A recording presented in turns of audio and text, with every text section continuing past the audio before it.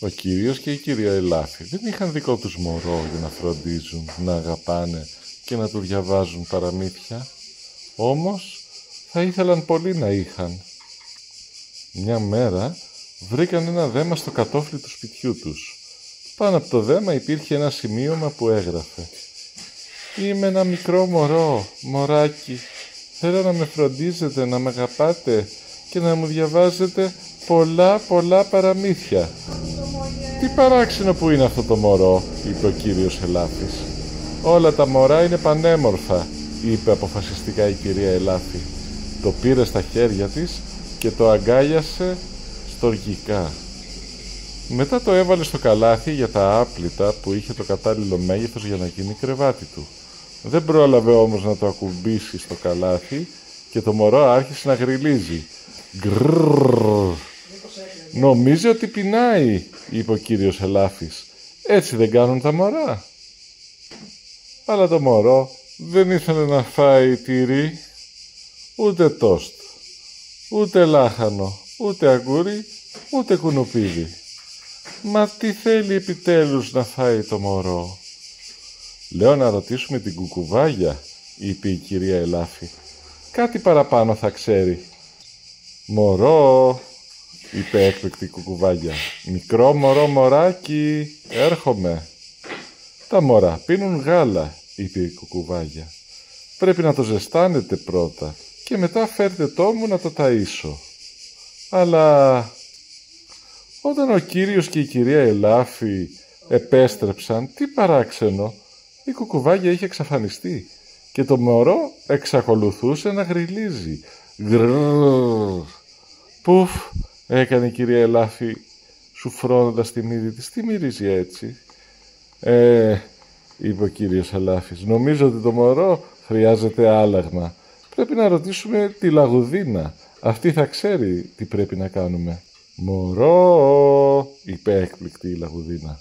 «Μικρό μωρό μωράκι, έρχομαι». «Πάνες», είπε έκπληκτη η Λαγουδίνα, «και καθαρές πετσέτες και αληφούλα. Πηγαίνετε να μου τα φέρετε όσο πιο γρήγορα μπορείτε».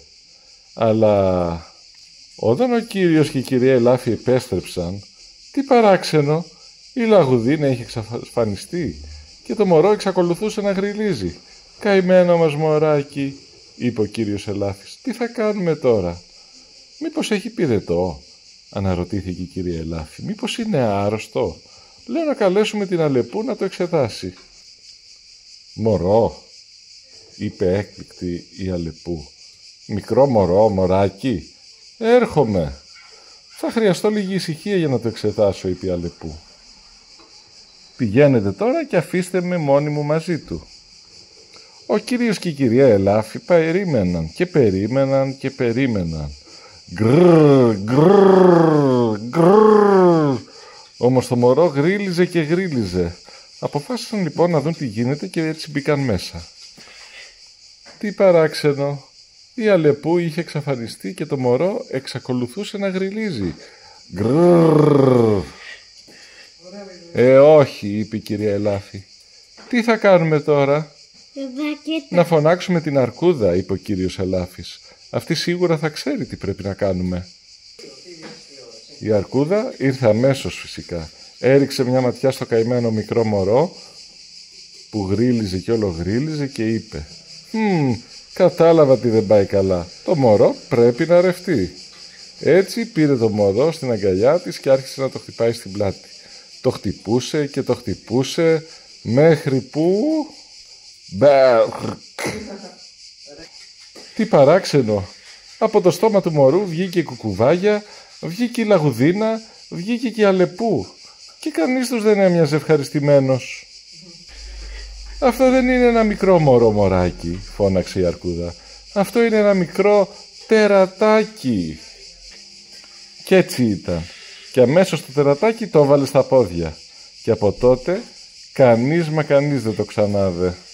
Όσο για τον κύριο και την κυρία Ελάφη, βρήκαν μόνοι τους ένα μικρό γατάκι για να φροντίζουν και να αγαπάνε.